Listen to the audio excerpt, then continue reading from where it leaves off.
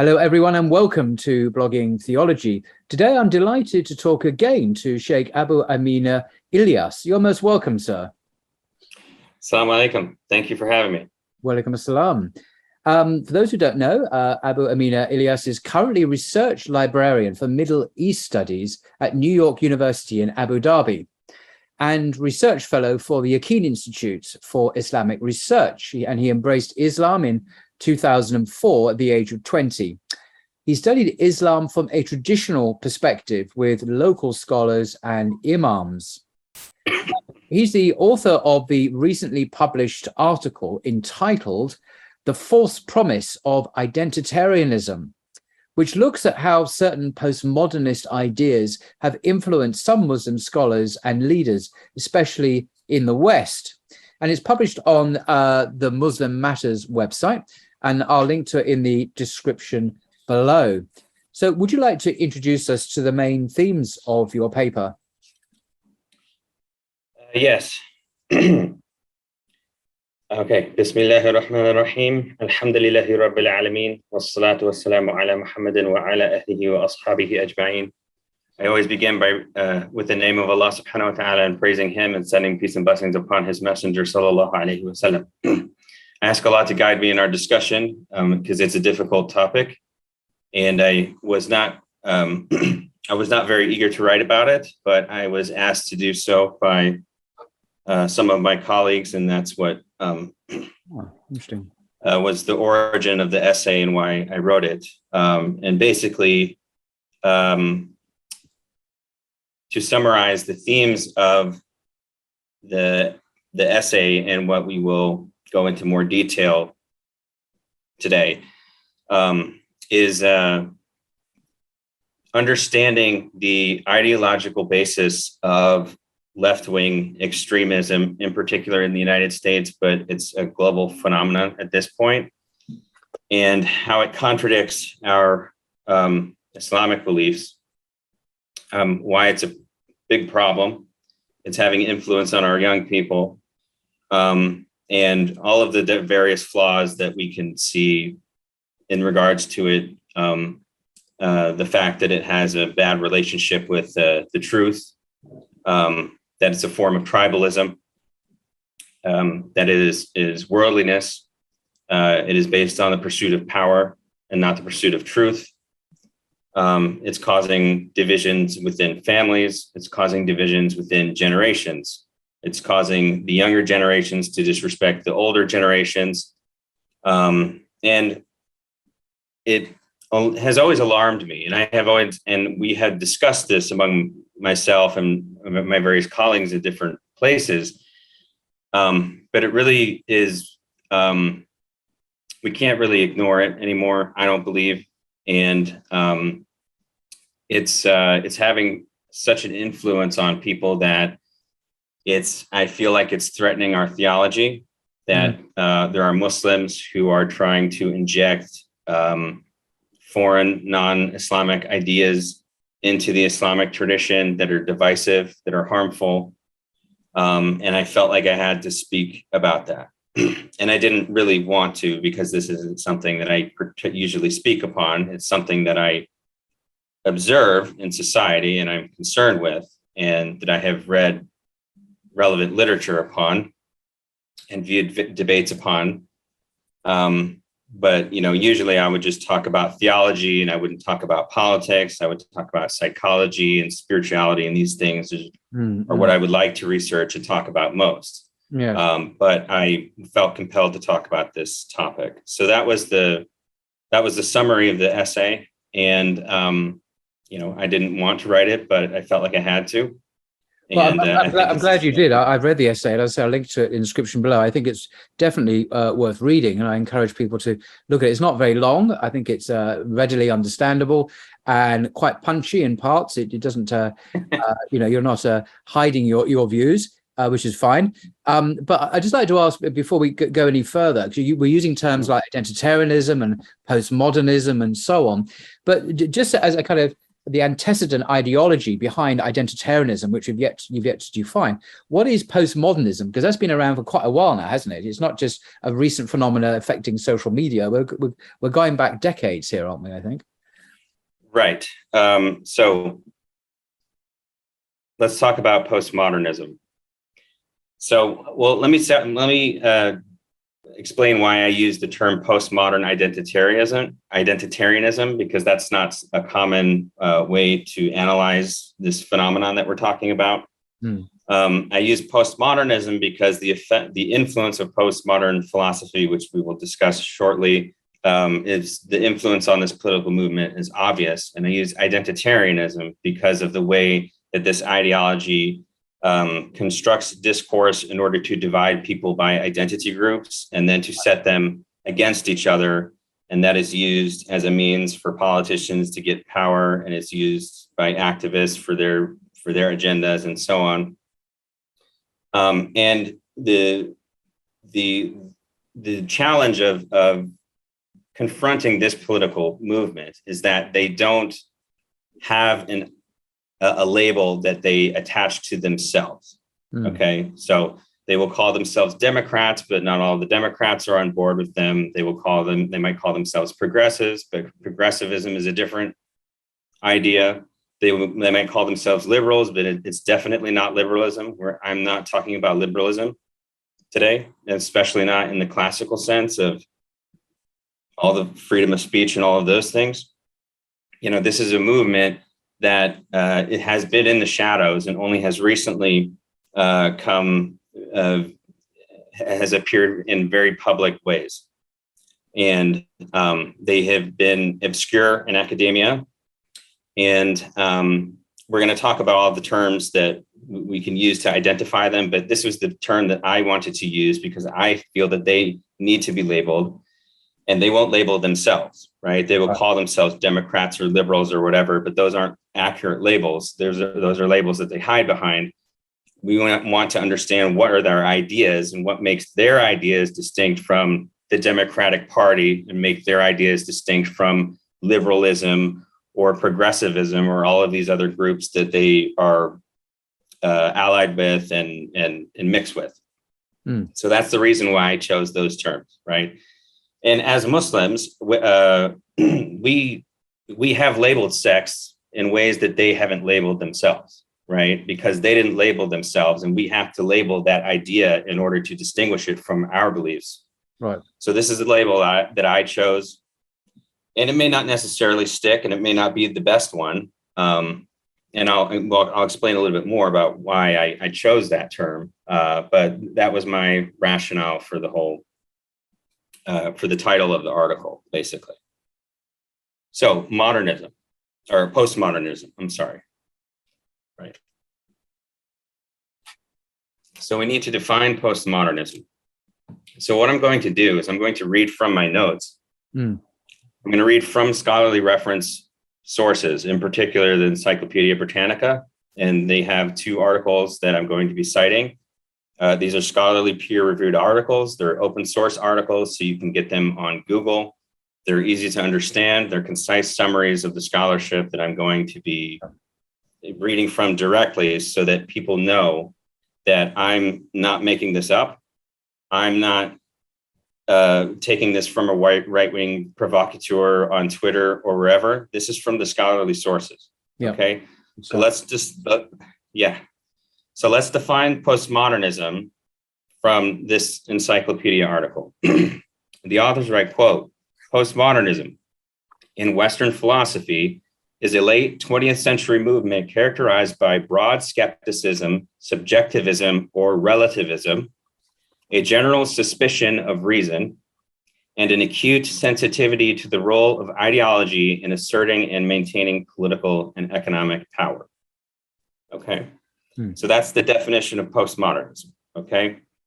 And postmodernism was a reaction to basically the Western Enlightenment values. So you had the modernist movement and everything was supposed to be scientific and rational.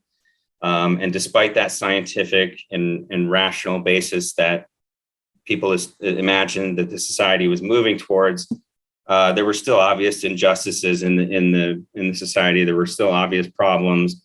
And for whatever reason, this movement of philosophy developed. And I'm not saying that I'm an expert on this philosophy and all of its thinkers, because they have a lot of different thinkers that even disagree amongst themselves. It's a broad trend. Okay, but they are united mostly in skepticism, right? So they're skeptical of truth claims, subjectivism. So they don't believe in objective reality. They don't believe there's an objective truth, and relativism. So they don't believe that moral values, for example, can be absolute, that morals are relative, and so on. They have a suspicion of reason. So they're suspicious of the scientific method when it's properly applied. And they are concerned with ideology, with political power, basically. So this was the postmodern philosophical movement, okay? And it merged with another movement that we will discuss after this that is called critical theory, which is an academic movement. And they kind of draw off of each other to create these academics and activists who are out there and harming a lot of people with their ideas in society. So what are the problems, the main problems with postmodernism? The first is that postmodernism is irrational. It is an anti-rational philosophy, okay? And that is opposed to how we are supposed to be as Muslims, because we, as Muslims, are supposed to be rational, evidence-based people. And postmodernists believe that rational and evidence-based claims and truth-based claims are functions of power and not natural or objective truth or reality. No, because the Quran doesn't it? The Quran exhorts humankind to have you not thought, to use their reason to actually reflect. And if you rob us of that, then you are taking away our God-given faculties to intelligently understand reality. So it's very subversive of us in that sense. Yes, absolutely, and that makes it very problematic. And I'm going to quote again from the Encyclopedia Britannica, just so that everyone is clear, that postmodernism is, quote, the rejection of an objective natural reality, which is sometimes expressed by saying that there is no such thing as truth, end quote. But I love that quote, by the way, because this is, philosophy 101. In making that statement, they are making an objective truth claim. It's self-refuting. To say there's no such thing as objective truth is to make an objective truth claim. There's no absolute truth is a claim to absolute truth. You're making a statement about metaphysics and ethics and morality in general. So it's a very naive statement that actually refutes itself, I would argue. Yeah, I agree, and it's self-contradictory. It's confused, and you'll see that a lot of people who have been influenced by this philosophy, and they don't even know that they're being influenced by postmodernism. Their ideas are very confused, and they're not grounded, and their ideas are unstable, and there's no limits to the logic where their minds are going to go. Because in Islam we have the limits that Allah subhanahu wa ta'ala placed upon us, but they don't have any limits because they're constantly breaking boundaries, because there's no such thing as the truth, and there's no such thing as moral objectivity or anything like that. So that epistemology, which is the theory of knowledge, that's the academic term for the theory of knowledge, that epistemology is false, right? As we believe as Muslims and as Christians and even liberal philosophers and even atheists, naturalists also disagree with that. Yes, because they at least believe there's a nature, right? So it's interesting. You'll find some of the atheists, some of the big name atheists, are pushing back against this kind of identitarian extremism. Another point is that from the encyclopedia again is that postmodernists, quote, insist that all or nearly all aspects of human psychology are completely socially determined, end quote.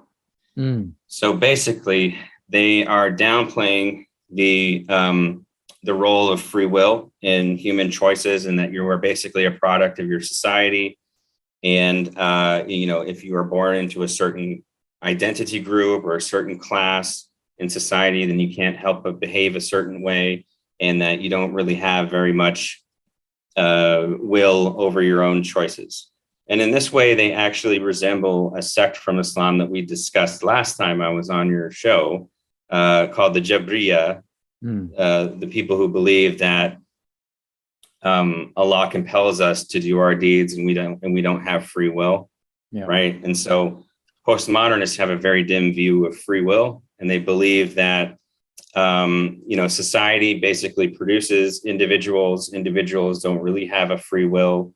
They're the function of group identity, and this again is really problematic, because as human beings we are individuals, and we might belong to groups, but we are individuals within that group, and Allah subhanahu wa ta'ala judges us as individuals. We have individual hearts and minds. We have our own thoughts. We have our own actions, and that's what Allah judges us upon, right? And things might be more difficult for us to act when we're in a certain society or certain social circumstances and things like that. I'm not denying that society has an effect on people's behavior, but it's not the most important, or it's not an all governing principle of human behavior. You are not necessarily the product of your upbringing. You can have a bad upbringing and overcome that and become a great person, right? And despite the odds that were stacked against you from the beginning, right? Yeah. So they have a dim view of free will. That's a problem. Postmodernists do not believe, quote, again, language refers to and represents a reality outside itself. So this is another serious problem, and you'll see this in the politics all over the place, the way language is being manipulated, because postmodernists do not believe that language accurately represents reality, because they don't believe there's a reality. They believe that language is, all of it is a social construct. It doesn't necessarily represent something that's true outside of us. And so they have no problems redefining words, creating euphemisms, creating coded language, using these types of games and putting that in their propaganda to fool people into supporting their agenda who wouldn't otherwise support it, right? And I feel like a lot of Muslims American Muslims specifically, have fell into that trap, because they talk about social justice and everyone wants to have the same rights, and those are all things that we agree upon in principle, but they're understanding those things that in ways that have been redefined by postmodernists and have been employed in the public space, but they haven't told you that they've redefined these things, or that when they say social justice, they're referring to a specific set of political goals that they're not actually telling you up front what it is. People hear social justice and they think, I am for social justice. You are, I am. We want everyone to be treated fairly, right? But when they say social justice, they have in their minds a specific type of society that's not based on natural law, that's definitely not based on belief in God or any religion, right? They have a society that I think you and I and a lot of people wouldn't want to live in if we knew this is what they were working for. Yeah, and some of the things they advocate for in the name of social justice, like unrestricted abortion up to birth, or even partial birth abortion in America, are deeply sinful according to all religious traditions, and they're not questions of social justice at all. These can become crimes later on in pregnancy. Obviously, when you're killing, it's called murder in the Islamic tradition in the later stages of pregnancy. So these are not neutral, universal kind of understandings of justice. They're heavily loaded from a very left-wing kind of secular feminist perspective. Right. And you understand the confusion because of the way they employ language. And if you understand the postmodern approach to the philosophy of language, that they are manipulating the discourse in ways that are getting people to support their agenda who would not otherwise support it if they knew exactly what they were talking about. So that's the point about language. Postmodernists are anti-science. That's another big point. And I'm talking about the scientific method as properly deployed by society and scientists and academics. That is an experiment and a repetition, right? You experiment, you get results, and other people repeat your results and scrutinize them And you do that over and over and over, and the process refines itself until you can get a pretty close approximation of a true model of some phenomena in nature, right? That's science, right? The postmodernists believe that science, in being a truth claim, was only a means to oppress people, right? And so it is anti-science. And I'm again quoting from the encyclopedia that postmodernists do not believe, quote, a foundation of certainty on which to build the edifice of empirical, including scientific knowledge, right? So, this is also very dangerous for society because we're living in a time where technology is advancing rapidly, and we're dealing with challenges, and we need to apply the scientific method to solve many of these problems, and to open it up to academic freedom where scientists are free to criticize each other and to scrutinize their results. And, there are many things that have led to the corruption of science. The money aspect is one part of it. And the other aspect is because the soft sciences, which are like social science and psychology and even some of the medical sciences, they have been influenced by postmodernism and in the way that they approach language and things like that. And so they're not actually practicing scientists, even though they have a science degree. They're not practicing the scientific method.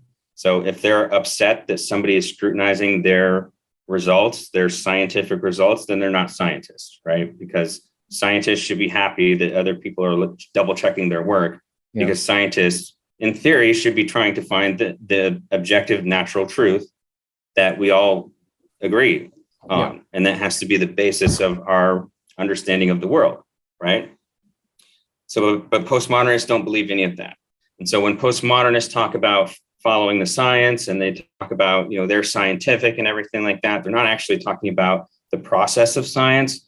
They're talking about the credentialed aspects of science. So these are people who've gone through and gotten degrees and are able to maintain academic jobs and therefore have authority to speak as if they were priests of a church. Right. And they don't have religion because they're all functionally atheists. Because this was another point I was going to make, that if you don't believe there is an objective natural truth and you are denying the name of Allah subhanahu wa ta'ala, that he is al-haq. He is al-haq, the truth, right? Allah is the truth. And the truth is one, whether that's religious truth or natural truth, scientific truth, moral truth, personal truth, all of these are the same aspects of the one truth, which is Allah subhanahu wa ta'ala. So when the postmodernists deny that there's an objective reality, they are denying this name of Allah subhanahu wa ta'ala. And so that's functionally atheism. And they are functionally atheists, even if they go to church or even if they follow a religion or they claim to believe in God or something like that. If you don't believe that the truth is one and that Allah is one and that he is the truth, then you're an atheist, right? So these postmodernists are functionally atheists. That was another point I wanted to make. The last point that I'll say about postmodernism, and again, this is a direct quote from the encyclopedia. Quote, and I think this is just a summary of everything we talked about, just so everybody is clear what we're talking about. Quote, postmodernists deny that there are aspects of reality that are objective, that there are statements about reality that are objectively true or false, that it is possible to have knowledge of such statements, i.e. objective knowledge, that it is possible for human beings to know some things with certainty, and that there are objective or absolute moral values, right? So not only do they deny that there's a truth in their reality, they deny that there are absolute moral values. And so you can see if somebody actually believes this, they can start to rationalize all kinds of atrocities in their mind, right? They can rationalize eugenics, they can rationalize killing old people because they're a waste on society, and killing autistic children, and aborting fetuses that are 8 months to term, and babies, not even aborting fetuses, aborting babies that are almost to term, right? And that which is what they've said that they want to do, right? And which we believe is killing in our religion. All scholars agree on that, right? So you can see how this philosophy is militant against religion in general and therefore it is a threat to our religion. And because this philosophy animates a lot of academics, who then animate the activists, who then pressure the politicians, and then the corporations get involved, and all of the Hollywood gets involved, and then you have all of these groups that are putting the pressure on society to accept these values, that there are no absolute truths and there are no absolute moral values. They won't come out and just say that exactly, but if you understand, that's the basis of their action, right? You can see that that is a threat to us as a group, right? And you will see that because ever since this group, the Identitarians, what I'm calling the Identitarians, the postmodern Identitarians, ever since you've seen them come to prominence within the last decade or so in the Democratic Party has been less interested in religious freedom and has been even openly hostile to it at times. And again, that's a threat to our rights, right? I mean, it's not even a matter of us like wanting to share our religion. They don't even want us to practice our religion, right? They think our religion is a tool of oppression, right? And Christianity and so on, right? Or any type of truth claim is an act of oppression, right? So that is postmodernism. And then there is the next big piece of this that we need to discuss, and that is called critical theory. You ready for that? Yep, I'm ready for that. Yep. Okay, good. And again, I'm going right to the Encyclopedia Britannica. Again, this is an article that you can get on Google, scholarly reviewed, reference source. And they define critical. So again, let me back up and introduce. So postmodernism is the philosophical aspect of it. Right. Okay. The academic and the ideological aspect of it,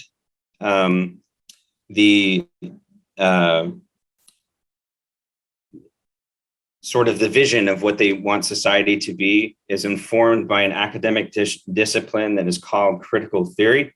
Right. And critical theory arose in about the 1930s and 40s, according to the Frankfurt School. That was the Frankfurt School, and they were a group of Marxists who came to the United States and then developed their ideas and had to explain why Marxism failed, and then decided to apply Marxist analysis to social and cultural problems in America, right? Because why didn't America go communist? Because the whole world was supposed to go communist. So the Marxists had to explain that. And then so they turned their analysis to society and culture as opposed to economics.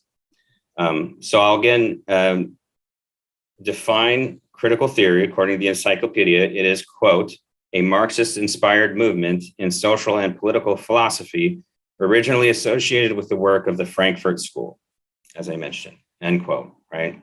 So who are they? Can we just mention a few of the big names of the Frankfurt School, particularly those that ended up in the States? So was it Herbert Marcuse, who was... That's the big one that I know off the top of my head, and I would notice the others if I read them, but off the top of my head, I can't remember. Okay. But this is, you can Google this and, there's a lot of information on it. A very celebrated book called One Dimensional Man, which looked at capitalism in the States, the way it kind of reduced the human being to a kind of commodity consumer and so on. So much in that was arguably insightful, but also this is the whole movement you mentioned is also called by some people cultural Marxism, which is definitely a term of the right, but it doesn't mean it's any less valid. It could be valid anyway, wherever it comes from. So this critical theory is also known as cultural Marxism in the West. Yeah, it has been called that, and it was even called that decades ago by the people who were practicing it. But far-right extremists were rallying around against that, and some of them committed shootings and mentioned cultural Marxism in their manifestos. So it's not something I'm very comfortable using because I'm not on their side, and so just be aware of that. And even in academia, though, I think it's more common to refer to it as critical theory, but it is Marxism as applied to culture. Yes. Yeah. So we've established the fact that critical theory is a Marxist movement, and what is Marxist about it as applied to society and culture? Well, in classical Marxism, you had this binary of the proletariat and the bourgeoisie. The proletariat was the lower economic class, the working class. The bourgeoisie was the higher economic class and the ownership class. And there was obviously exploitation and injustices, and nobody, I think, can deny that that was a fact. And Marx was responding to those facts. But his theory basically locked these two groups in an eternal, well, not an eternal struggle, but in a zero-sum game, that the proletariat had to crush the bourgeoisie, had to seize their private property, and then had to have the bureaucracy distribute it fairly across everybody in the society. And they were all comrades and everything like that. And so it was a very utopian ideology. And it was viewed as a remedy to the excesses of capitalism. And there's a lot that Marxists have wrote that are critiques of capitalism that are valid. But this binary idea where they're locking two groups of people in a zero-sum struggle where one has to defeat and crush the other, that is, I believe, the most dangerous part of any type of Marxist analysis, any type of Marxist ideology or inspiration. And Marxism is extremely dangerous to society, and I think to the world. And Marxist governments have killed more people than the fascist governments. If you're just talking about the raw body counts, if you think about the Stalin regime that just killed millions of people, even more than the Nazi regime. This is what happens when human beings are demonized within a Marxist paradigm, okay? Because Stalin was able to get away with killing millions of people because he was able to show that these bourgeoisie were evil, they were bad, they had to be cleansed, and then they also believed they had this utopian vision that they were going to produce this great society that was going to bring peace and justice and fairness for all time. It was the end of history for them. And, then the end justified the means. And so if you had to crush people and kill people and send people to the gulag to achieve your utopia, then, that was the lesser of two evils in their minds, right? And Marxism is atheist, of course, and Marx was explicitly atheist, as was Lenin, Stalin, Mao Zedong. Yeah. So these people didn't believe in transcendent truth anyway. So at the end of the day, who cares? I guess from their point of view. Exactly. Yeah, I'm glad you said that, because Marxism was an explicitly atheist ideology, and they persecuted the church in Russia under the Stalin regime, under the Lenin regime that was before it. And so you will see already they have a lot in common kind of with postmodern philosophy, right?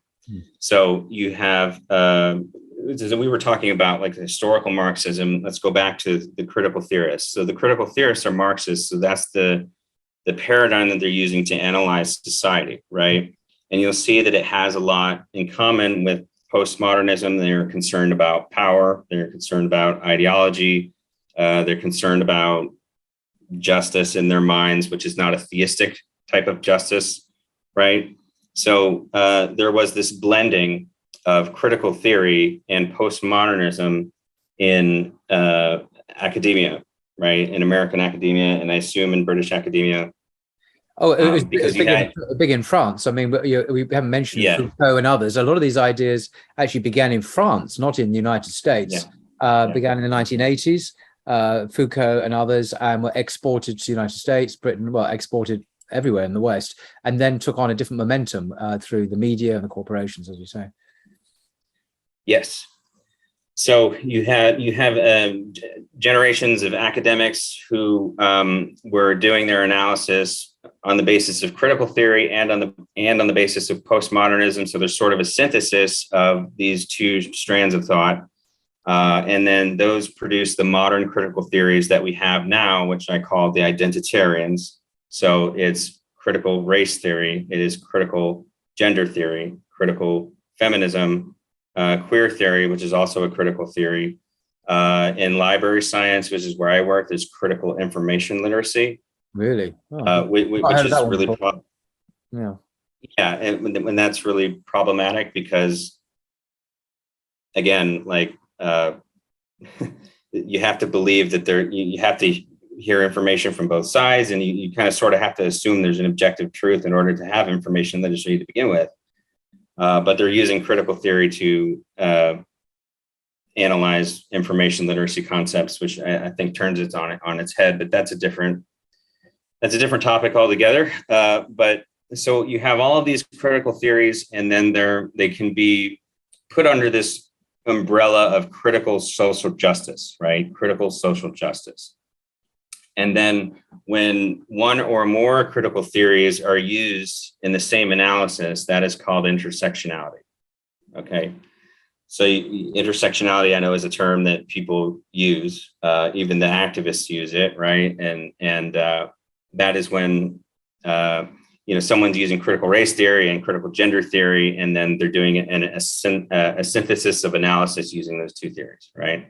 So they intersect, right? So hence intersectionality. So these are the academic terms that we can use to define them in academia. But these theories have escaped the lab, so to speak. Okay. So lab. Yes, very good. Yeah, right. Critical race theory was very obscure in the 70s, and it's just a handful of academics, and it wasn't taken very seriously for a long time. And then just in the last 5 years, the activists have mainstreamed those concepts of critical race theory, right? And it's no longer just like a method of legal analysis that was done at Harvard among a few. It's now like a blueprint for activism, right? And that's with regard to race. And then they do it with regard to gender and sexuality and feminism and so on, right? So that's the academic origin of it. And so because this is an obscure like academic theory and nobody really knows what critical theory is, or nobody even wants to read up on that stuff. It's really boring. They don't have the time. I don't blame them for that. So let's call it something that is easily understood on its face, and I think that is identitarianism. So it's the critical theory, the Marxist binary as applied to identity. So instead of the proletariat and the bourgeoisie, you have the races separated and in a zero-sum game against each other, and then one has to basically defeat the other, right? Same thing with feminism. Not necessarily the earlier iterations of feminism, but like sort of the radical feminisms that are out there. Men are oppressing women, and therefore women have to organize and really have to be antagonistic to men, and and it sets the genders together. That's causing a lot of problems, because men and women in Islam, men and women are the allies of one another. Allah says that in the Quran, right? And it's very divisive. It encourages people to identify in quite divisive ways with particular identities, gender, race, and sexuality, and so on.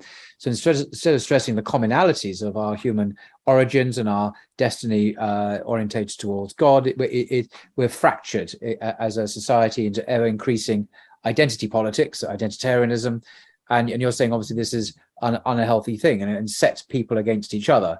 In ever-increasing identities. It's not like there's just the 6 identity issues. It seems it's like the LGBT, the additional letters of the alphabet added fairly regularly, it seems. Yeah, because there's no limits to where the logic can take them, right? So, we have limits within our religion where the logic stops. I simply can't move beyond Allah's limit on a particular issue, right? For moral reasons, right? Religious reasons. And they don't have, they view all barriers as oppressive, right? If it gets in the way of how they want to live their lives, or whatever desire that they have, if there's something in the way, even if it's an idea, they have to break it down and they have to deconstruct it and they have to delegitimize the people who promote it. And there's no end to that. And so you see that the teenagers that are growing up today are growing up with very extreme ideas. Such as? It's shocking, such as? Yes. Their views. Can you give concrete examples of what's happening, do you think? Yeah, like their views on race, their views on sexuality, their views on religion. I don't want to get into like specifics. I think people understand what's out there. Okay.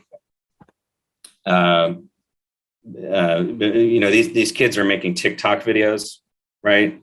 And sometimes these go around on Twitter, and you can see that they have these very extreme ideas. They're not.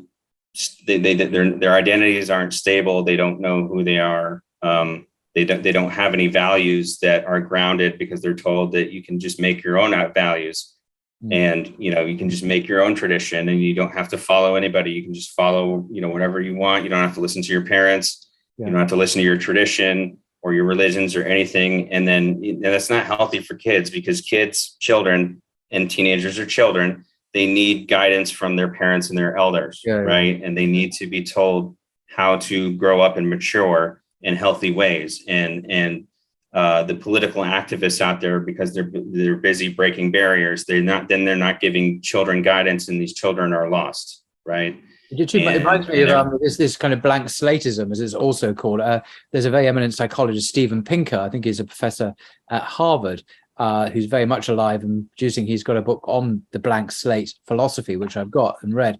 The idea that we are social constructs, say gender, sexuality, whatever, it is actually wholly false. The science is very clear. I mean, this is not really controversial in science, in psychology. Peer-reviewed psychological studies. Men and women are different, actually, and this is objective. Again, terrible word, objective. In other words, but it's empirically verifiable in the way you defined science earlier. So the idea of we are just blank slates born into this world, and we can craft and make our own identities, is actually empirically, scientifically false. And that's not an opinion, that's an objective scientific fact. And there's masses of empirical evidence, which Steven Pinker discusses in his book. But he looked at the origins of this ideology in the Enlightenment. I mean, it's not like this goes back to critical theory or something in the 1930s to Germany. This goes back before then to ideas of human nature propagated in the Enlightenment. This is the 18th century. So we're going further and further back. So what we're seeing here, the antecedent ideologies that have provided the context for these new spin-offs to develop as the police car goes past. So I guess what I'm saying is that this is a kind of a Western tradition still doing its thing. It's an unstable tradition that is constantly evolving in different mutations and evolving and taking on new forms and maybe new languages. But there is a kind of subterranean metaphysics and epistemology that kind of looks rather familiar, and we can trace it back many centuries. And contrasting with that, of course, is the Islamic tradition, which stands in a very different way for fundamental truth, existence of God, and an objective moral order created by God himself. And I can't think of any two more antithetical worldviews than this kind of Western tradition and the Islamic one, because the Christians, unfortunately, certainly in the West, have largely gone over to this modernist view or postmodernist view, as have other groups. So Muslims tend to be the only group standing globally, I think, who retain the integrity of their faith in the face of these challenges.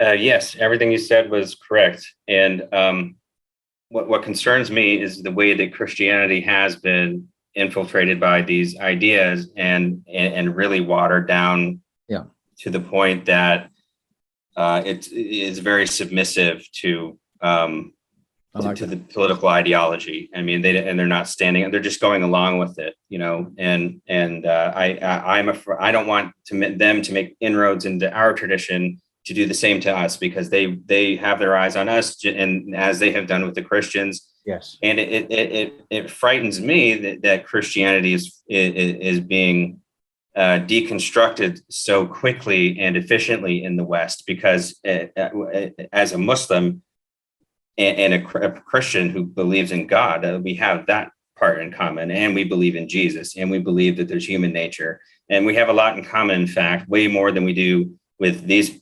identitarians and atheists and postmodernists that we're talking about. Right. Absolutely. And as regards to human nature, we do have this concept that's mentioned in the Quran and in the Sunnah of the fitra, right? You have the innate human nature with which God created people. So we're already created with a blueprint, right? We already have a set of genes, and we already have a set of the ways our brain are going to develop. That blank slate ideology, as you said, it's old and it's false and it's anti-scientific, right? And Steven Pinker, and he's an atheist, right? And he knows it's not scientific. No, right? He's a formidable opponent, and the evidence he marshaled from his own expertise as a Harvard psychologist is irrefutable. I mean, this is multidisciplinary, fundamental science that has been verified over and over and over again. It's not really disputed in that area, but outside of it, you'd think it was some kind of, anyway, as you say, he's an atheist. He has no theological agenda.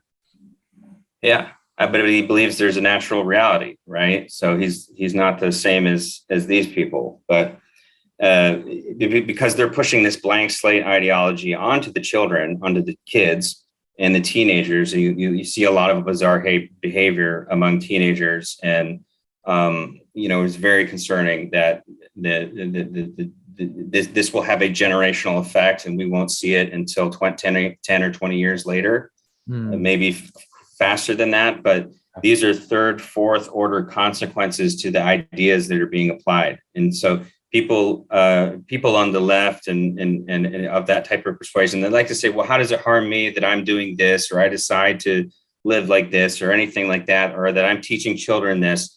Well, it might not harm them in the sense as if you punch them in the face. It's not harming them that way, but it may harm them later in their life, that they didn't get a proper upbringing, and it may harm the society later on that an entire generation didn't get a proper upbringing. So, I forget the anthropologist, he was Harvard, but it was back in the 1920s, but he wrote about generational effects of the change of sexual norms, right? When a society changes its sexual norms, it takes 2 or 3 generations for you to see the full effect of that on the family and so on and everything. And so, the decisions that were made in America with regard to abortion and the sexual revolution and everything like that, we're seeing those come to fruition now, 60 years later, right? And at the time, they were probably like, I should be able to have sex with whoever I want. I'm not hurting anybody. These are 2 adults. We can live our life the way that they want. But because they promoted these ideas and generations of people grew up with them in succession, now we're dealing with many pathologies in society, many mental illnesses in society of people who never grew up with a proper understanding of the role of sex, sexual intercourse and intimacy, and the proper relationship between a man and a woman, and marriage, and all of these things that were fundamental to civilization and that people took for granted as a given until they were challenged, right? And then ultimately delegitimized in the minds of a lot of people. I think that there's a slight danger here, in my view, if I may, in being overly pessimistic. There has been substantial pushback against this socially. We're seeing, for example, Roe versus Wade. This extraordinary Supreme Court ruling was overturned recently by another Supreme Court.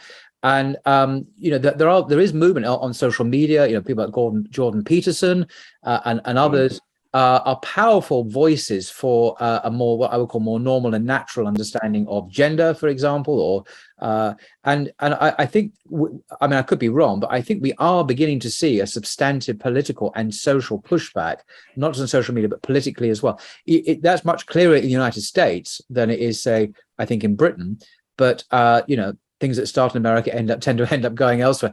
And also, we mustn't forget that many parts of the world are profoundly disliking of this. Eastern Europe, Russia, China, and other parts of Africa and the Middle East, although they're coming under pressure, they absolutely don't like this stuff. It's not like everyone's, you mentioned Christians in the West being sort of submissive to this. A lot of places in the world are not. China, for example, is an emerging superpower. couldn't be less sympathetic to this. I understand, that they're not interested in these bizarre Western liberal notions which undermine the family and social cohesion and blah, blah, blah, blah, blah. And this is officially a communist society of all things. So I'm hoping that there's a multipolar kind of reality emerging, and that there may be pushback even within the West, America. So maybe it's not quite as pessimistic as one might initially think.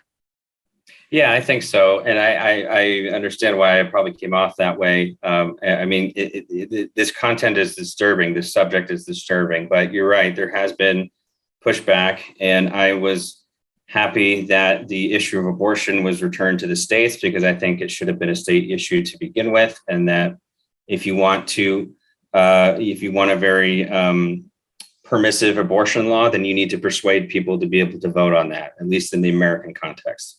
Yeah, that's how the American politics is supposed to work. And the reaction to that was hysterical. Yes.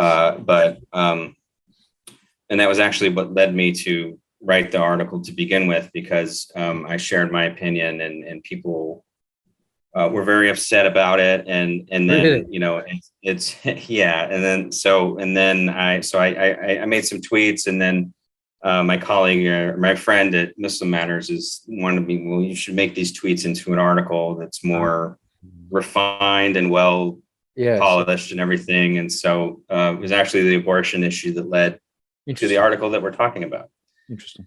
But yeah, there is pushback. I'm hopeful, and these as Allah says in the Quran, that falsehood is bound to vanish. Falsehood is just blown away, right? And so if their ideology is based on falsehood, it will eventually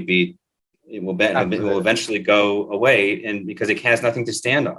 It can't be permanent, right? Exactly. So there's no reason, I think, like, for pessimism, especially not in the fullest religious sense, because we know Allah is the guardian over all of us, and that the world is a trial, and He will support the believers, and we shouldn't really be fearful in that sense. So yeah, I mean, there's reason for optimism. You're absolutely right. I'm glad you said that.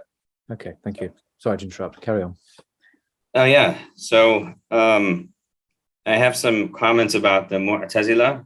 Yeah, I was wondering, my question to you was going to be, are there any parallels worth noting in the Islamic tradition? And I know, having read your article, of course, that you make a parallel.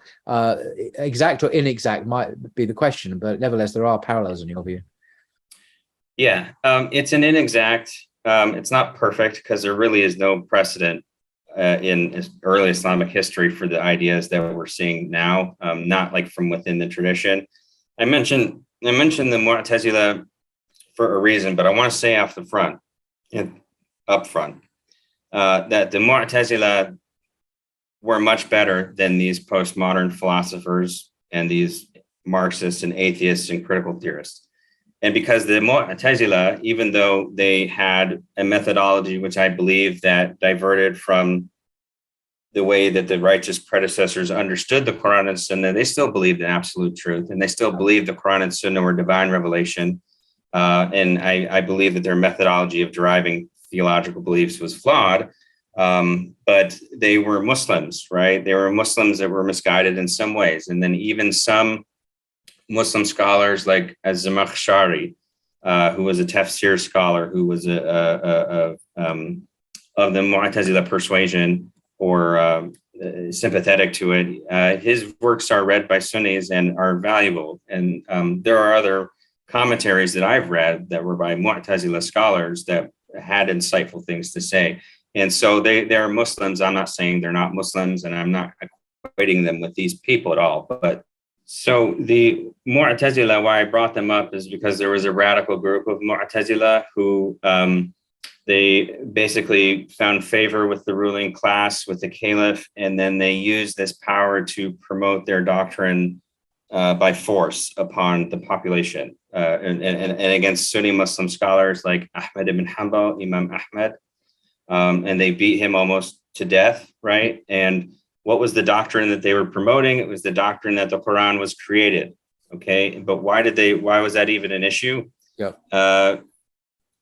As I understood it, they said that the Quran was created because if the Quran was uncreated and Allah was uncreated, that would be co-eternals, and there can be no two co-eternals in the Greek philosophical scheme, right?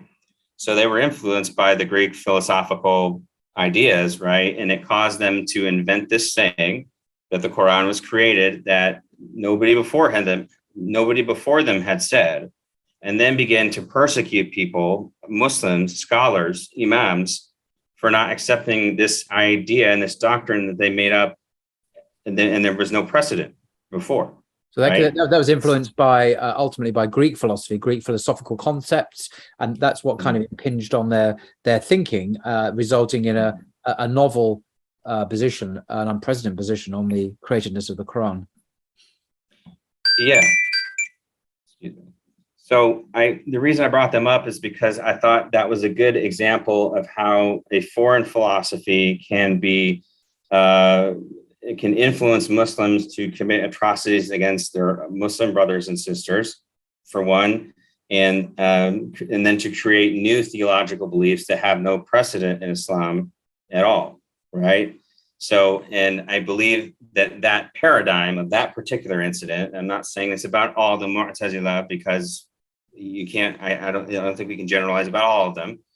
But on that particular incident, I could see that Muslims who are being influenced by the postmodern identitarian movement are trying to create theological beliefs. I've seen some of them reject hadith because it conflicted with racial or gender issues, the issues that they learned about from non-Muslim academics in this field, right? I've seen, and there's other examples of this in academia. Like, I don't want to get, we could pull those out. I don't have those off the top of my head. But Muslims, I think, are aware that this trend is out there. And what really concerns me is that the Muslims getting too close to a political party, getting too close to a political movement, and that them being influenced by its negative aspects, and in particular, the young people being influenced by the negative aspects. And so the thing is, if the Muslim young people, right, not the adults necessarily, but if the Muslim young people, if they don't have a relationship to the imams and the scholars and the pious worshipers and the uncle in your masjid that is a great guy who will do anything for you, and have that relationship with the Muslim community and the scholarly tradition in Islam, the Sunni Muslim community, then they will look to political leaders, right? And they will look to some of the Muslim politicians in America, none of whom I am satisfied with, and whom I have criticized openly before. And they'll look to Joe Biden, or they'll look to Alexandria Ocasio-Cortez, or they'll look to any of these politicians who are flashy on social media. They'll look to them for guidance if they're not getting it from the scholars and the imams of our community. And if they're looking to those people, they're going to be influenced by their ideas, and they might try to, and they're still Muslims. I'm not saying they're not Muslims, but they might try to synthesize those ideas within our tradition. And I, in fact, had conversations with my colleagues about this exact issue. And I told them that I believed that these ideas were dangerous, and I didn't want these ideas to be mainstreamed in our community. And we had, I wouldn't say heated discussions, but we had very intense discussions about this issue. And ultimately, it's come to where it is now, right? And I don't think it's something that we can ignore. And I don't want to see any Muslim of a scholarly, who has a scholarly office, or who is an imam, or is in any leadership capacity, flirting with any of these ideas at all. Because I just think that's very dangerous, especially people who are like imams and have a religious veneer or religious perception. This is a religious person, and then they're tweeting politicians and they're tweeting activists, and those activists are going out and saying very racially diverse and divisive stuff, right? And they're saying stuff that's not true. They're saying stuff that is, not true about gender, not true about human nature. but they say, hey, the sheikh retweeted this guy. This guy's good. I can listen to him. I can listen to this MSNBC guy or this CNN guy or this Washington Post guy because the sheikh retweeted him. So it's good that I can listen to him, right? Because I trust the sheikh. The sheikh retweeted this guy. So therefore, I'm going to listen to this guy and take his word for it. And these children don't know any better, right?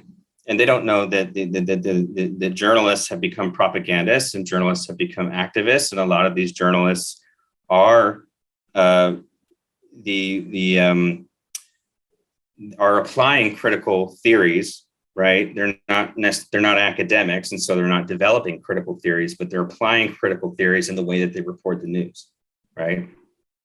And that brings me to another point I wanted to mention, and which I linked to in the article, because I linked to a big part of this is that a lot of the information that you get on from news sites, and whether it's left or right, a lot of it cannot be verified and a lot of it cannot be trusted. And I linked to an article that was in the Harvard Business Review, and the title of the article is Why the News is Not True, right? And this is written in the 90s. And the basic point that the author was making, I think, still applies today, right? Because he talked about the rise of Pulitzer journalism. Yep. So, the news way back before Pulitzer was basically a bulletin board of factual events. This happened, this. It was really boring, and nobody would go seek it out. It was just like, it was really like reading the bulletin board at your school or something. It was just like, why would anybody? It's not entertaining at all, right? But Pulitzer came and he revolutionized the news, because then he started to tell the news with characters and with villains and with a narrative and made a story and made it entertaining. He was the first one that did that. And so he revolutionized the news that way. And then the news could become a business because the news was entertaining and it was interesting, right? And then that developed into what we have now. Now we have 24/7 entertainment news, infotainment, which is news that is meant to be entertaining or at least interesting or stimulating. You have it at all times of the day. You can have a perfectly curated Twitter feed of all your favorite journalists who are always repeating the same thing, and you'll never hear anything from the other side. Yeah. If you don't seek out those views, you'll never hear any dissident information, and therefore you will be misled, right?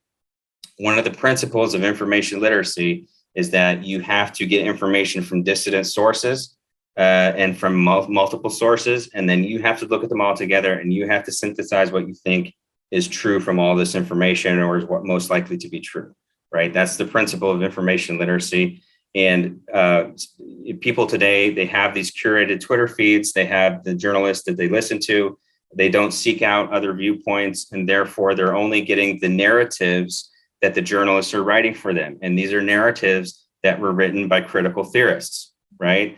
That feminist narratives and racial narratives, right? And sexual identity narratives and things like that. And so the news, the facts of the news are fit into these narratives, right? And there are villains. Donald Trump is a villain in the narrative, and maybe rightfully so, or rightfully so on several things, I would say, at the very least. But he's a villain, right? He's a character in the news. They're telling you stories, right? And they're telling you what's happening through these entertaining stories.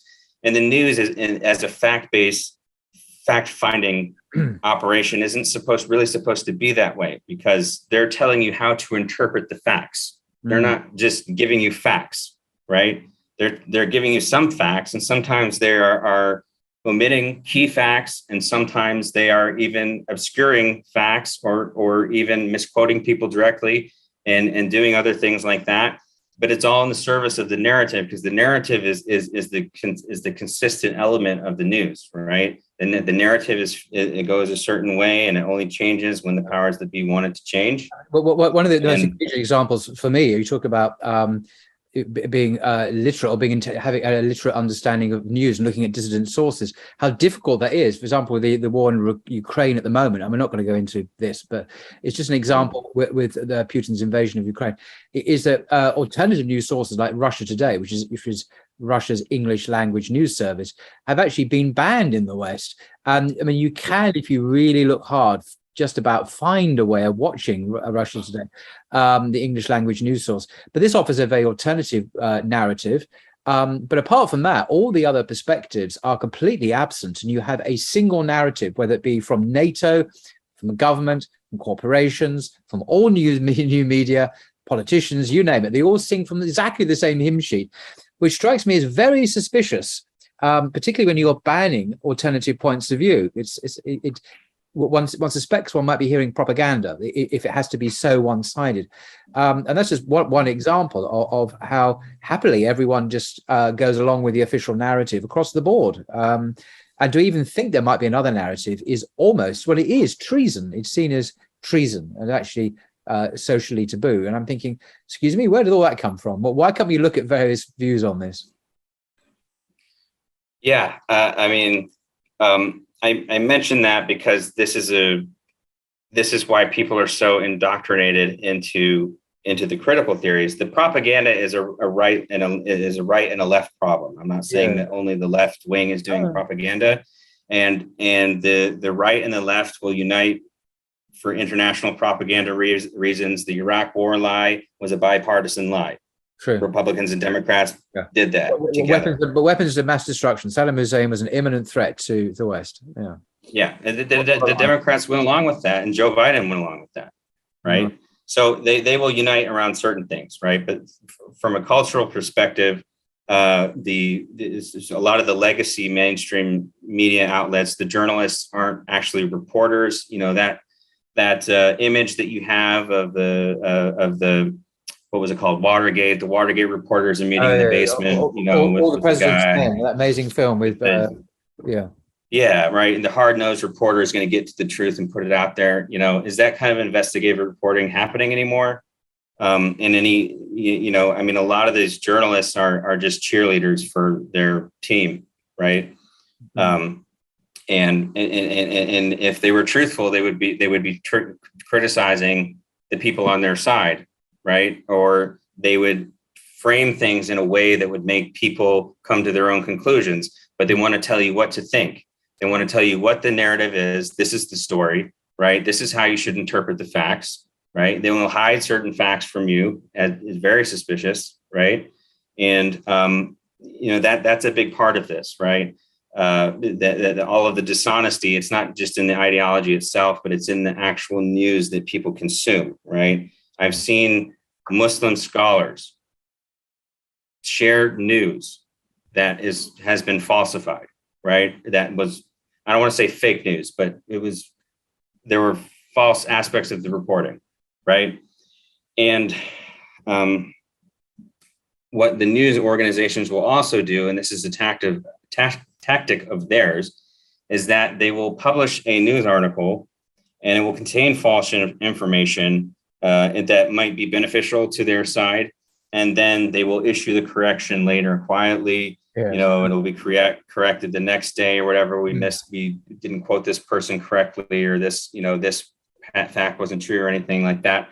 And the original article went out to the activists, and 20,000 people retweeted it, and millions of people saw it and got the false idea in their mind, and then nobody saw their correction, right? This also happens to be a military tactic. So if the militaries make a mistake and they bomb civilians, they'll say at first that they bombed terrorists, and then a few weeks later they'll say, "Oh, yeah, we made a mistake," right? The U.S. government did that recently in Afghanistan when they were leaving Afghanistan. There was they bombed people that they claimed were ISIS terrorists. And they said, we killed these terrorists, and, we got back at them for they killed some of our soldiers. And then a few weeks later, they admitted that, no, that was a family of 6 or something that we murdered, and there was no terrorists there at all. Right. But in the moment, that served its function, right? Because they had to show that they were getting out of Afghanistan and they were strong against terrorism and everything like that. So they did this bombing, and that was a successful thing. And so that's what they wanted people to see in that moment, and it served that moment. And then later on, they admitted that it was a mistake and innocent people were killed. But how many people went and saw that part of it? When it was out of the headline news, how many people saw the correction, right? So this is just something about the news I've had on my chest for a very long time. I am an information professional. This is actually what I do for a living. So it is very concerning to me that people are so illiterate when it comes to information, and in particular, the way journalists are not devoted to the truth, and they're not even devoted to uncovering wrongdoing when it's done by the people in their own party, right? They have power concerns, they have political concerns, ideological concerns, that they have means that they have ends that justify the means they employ that might be dishonest, right? And a lot of this is from the influence of these philosophies that we have been talking about. So that's my bit about the propaganda part and why I linked to that Harvard Business Review article. Again, the title is "Why News is Not the Truth." And I would recommend anybody who's interested in this topic to go back and read that, because the paradigm that he describes, or the author describes in that article, is the same paradigm that is being that we can see today, and it's arguably even worse than it was back in the 90s when these things were being discussed. Just to clarify, this is your article, "The False Promise of Identitarianism," on the Muslim Matters website, which I've linked to in the description below. And within that article, there are links to several articles, actually, but one of them is to this Harvard Business Review article that you mentioned. So that's where you'll find it. Yes, thank you.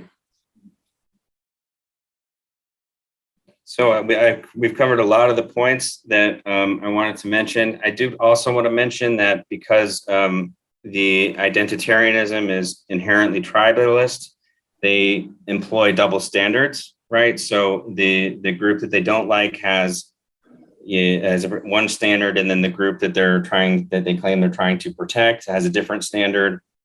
And this double standard, people can see this hypocrisy, and it aggravates people. And it's, again, another reason why people will never be able to unite, because, why should I submit to your ideas, or why should I even be in discussion with you when you're not even willing to treat me the same as somebody else, right? Just because of the color of my skin, or my gender, or my sexuality, or whatever, right? And so you see people's opinions are dismissed, right? Because, okay, you're part of this group, therefore your opinion doesn't matter, and you're part of this group, therefore your opinion is more valuable than that person's opinion, and you can't learn from this person because they're part of that group, but this person, you need to be special. You need to pay special attention to them because they're from a special group, and that type of tribalism is just it fractures society, and it is doing that. But again, like I said, there are indications that there is pushback to that, but that's a problem. The double standards, it's hypocrisy, and hypocrisy is a major sin in Islam. Not necessarily the hypocrisy like of you're pretending to be a Muslim so you can attack Muslims, but the hypocrisy of saying something and then not really believing it in your heart, right? You claim you want to be fair to other people, but then in practice you're treating people different based on the color of their skin or their gender. People notice that, and they don't take kindly to that, right? And that's not something that that doesn't contribute to a functioning society, right? Mm-hmm. So that's a major part of this, right? So, and I would also say that I'm concerned about the worldliness of this, because the activism that we're talking about is really based on the world. Okay, we're not talking about Dr. Martin Luther King's activism, which was based off of Christian love of your neighbor, right? And then there was he had a theological basis to his activism and his marches, right? And he produced the progress, right? That the 1964 Civil Rights Act and improved race relations. And it came from that framework. It was a Christian framework that he came from. But he had this theological, otherworldly, type of view, right? He just didn't look at things in the world. He looked at things spiritually, right? Yeah. In terms of God, right? But this activism, this new activism, it's very worldly. It's about power. They're obsessed with power dynamics. and power relationships and essentializing people's identities. So, if you're from this group, then your identity is a function of that group, and you can't be anything more than what that group will allow you to be. You're basically not an individual, right?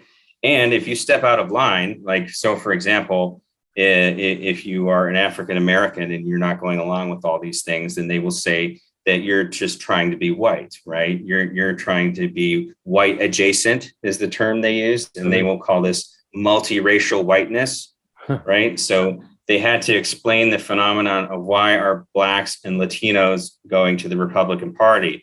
And the line there, which was in the Washington Post, is that this is multiracial whiteness, right? That's what they're talking about, which is absurd, right? Those are two opposite things, right? It doesn't make sense to normal people, and it will make sense when your mind is wrapped up in all of these theories and everything. It makes sense to them, but for everybody else, what are you talking about? Multiracial whiteness, right? And so they'll say, Black people who are conservative or they're not on board with the agenda, that they're not really Black, they're not politically Black. Journalists have said that, left-wing journalists have said that, and women, women who are against abortion or anti-women, women who are against some aspect of the feminist agenda are oppressing women. They're supporting the patriarchy. They essentialize the identities, and then if you step outside of that, then they erase your identity basically, and you're just you become part of the bad guy, right? You just become part of the oppressor group, and you're not an individual with your own ideas. You're not an individual who can think for yourself and assess these ideas and decide whether you want to go along with their agenda. Your skin color should determine your political views, right? And if you are of a certain skin color, or you have a certain gender, or you have a certain sexuality, you should have these political views that they have decided for you, that these elites have decided that these are the political views that you should have on the basis of your identity. And if you don't have these views, you are not actually Black, and you're not actually woman, and you're actually, you're a racist, and you're homophobic, or you're whatever the labels they throw at you. So this is called the essentialization of the identity, right? They believe that the true identity can only be a certain way, and that if you are in a certain identity, you can only have a certain political view, and you're not an individual, right? You're not really an individual with your own viewpoints, right? And your own reasons for going along with them or not, or disagreeing or not. You should have the certain views that they are telling you. This is what Black people should think. This is what women should think. This is what people of different sexuality should think, right? And they're giving you the views. And if you step out of those views, they'll kick you out of the identity and erase your identity, and no longer care about your issues, right? And so it's not really about helping these groups of identities. It's these groups of identities are politicized, right, and exploited for their purposes of seeking power, of their ideological goals, right? Because it's not a principled belief that they want to help all Black people. We know Black people have suffered racism, and we know that there's big problems even today, and we should be sympathetic to that, and we should be looking for ways to fix that, right? But these people, these elite people who essentialize the identities of Black people, they want to tell Black people what to believe, and then and basically exploit that, right? And they're not actually caring about, if you're a Black person and you don't go along with their agenda, they don't care about you, right? They've said that, right? And they've been terrible to Black conservatives, right? High profile Black conservatives, right? And have been racist towards them, right? But they don't consider it racism because they consider these are white adjacent Black people, right? In their theory, right? So